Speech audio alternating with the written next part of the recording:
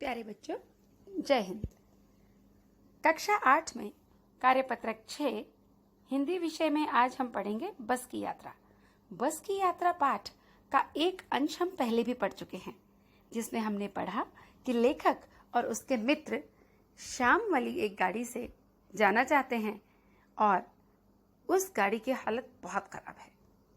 व्यंग लिखा है ये परसाई जी ने, और इस व्यंग में जो मजा आएगा आपको, परिवहन निगम की जो खस्ता हालत है बसों की, वो बता ही रहे हैं व्यंग करके, लेकिन इसे पढ़ने में जो आनंद आएगा, जिस तरह का व्यंग उन्होंने किया है कि ये एक कॉमेडी ज्यादा बन गया है कि उस खटारा बस में वो बैठने ही वाले थे कि जब उन्होंने बस की हालत देखी तो उन्हें घबराहट होने लगी कि इसमें जाया भी जा सकता है।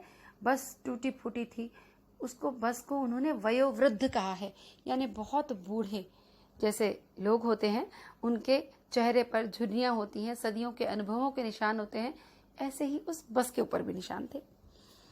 उस बस को देखकर लगता ही नहीं था कि वो बस चल भी सकती है या नहीं।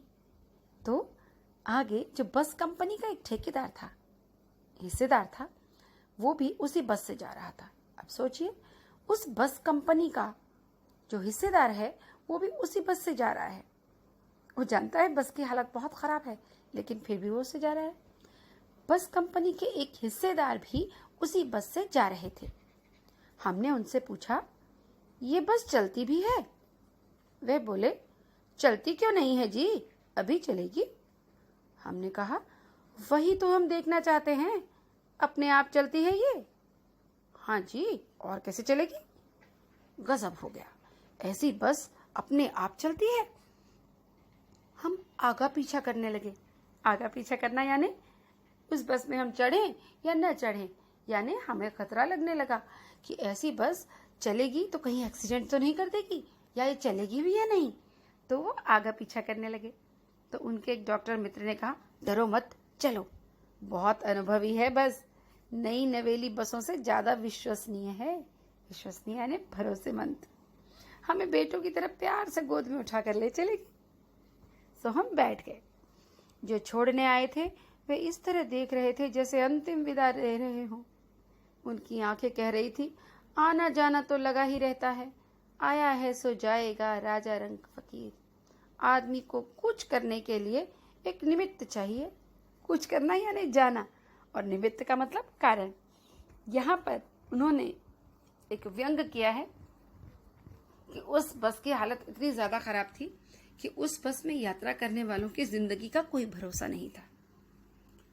इसलिए जो लोग उन्हें बस तक छोड़ने आए थे, वो उनकी आंखें ऐसी विदाई दे रही थी कि मानो वो कह रही हैं कि इस दुनिया में तो आना जाना लगा ही रहता है, जो दुनिया में आया है एक दिन जाएगा भी। सो अगर इस बस में कुछ हो भी जाए आपको तो भगवान का भरोसा है, आदमी को इस दुनिया से जाने के लिए भी एक कारण तो चाहिए ही। तो इतनी बड़ी बात उन्होंने व्यंग में कितनी आसानी से और सहजता से कह दी। भारत की जो परिवहन व्यवस्था है उस पर करारी चोट की है कि बसों का ध्यान नहीं रखा जाता। बसें इंसान की सहूलियत के लिए हैं, नागरिकों की सहूलियत के लिए हैं, लेकिन अगर वही बसें दुर्घटना का माध्यम बन जाए तो कितना गलत है। इसी गद्यांश के आधार पर अब नीचे कुछ प्रश्न हैं, उनके उत्तर देने हैं आपने। ये बस चलती भी है? लेखक और उसके साथियों ने ऐसा क्यों पूछा? क्यों पूछा था उन्होंने, आपको बताना है। दूसरा प्रश्न है, आपके अनुसार डॉक्टर मित्र ने इस बस को नई नवेली बसों से अधिक विश्वसनीय क्यों कहा? बताइए कि इस बस में ऐसी क्या चीज उन्होंने देखी जिसके लिए उन्होंने कहा नई बसों से ज्यादा विश्वसनीय है, वयोवृद्ध है। तीसरा प्रश्न है, विदा करने आए लोगों की प्रतिक्रिया को देखकर लेखक को कैसा लगा होगा? जिस तरह से वो उन्हें अंतिम विदाई सी दे रहे थे, लेखक को कैसा लगा होगा? चौथा प्रश्न है, नीचे कुछ शब्द दिए गए हैं और उससे वाक्य बनाने हैं आपने।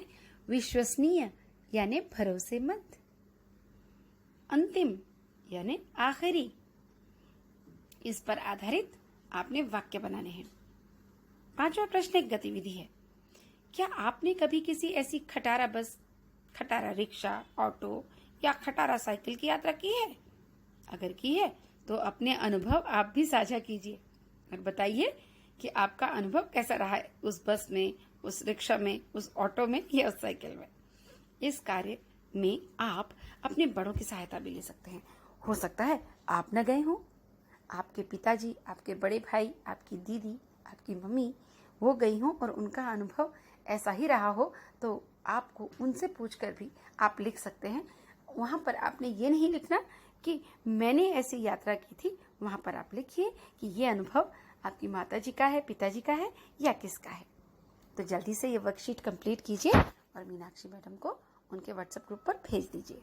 किसी भी तरह से अगर कहीं पर परेशानी आती है, कुछ समझ में नहीं आता, तो व्हाट्सएप ग्रुप पर ही आप अपने वो प्रश्न पूछ सकते हैं।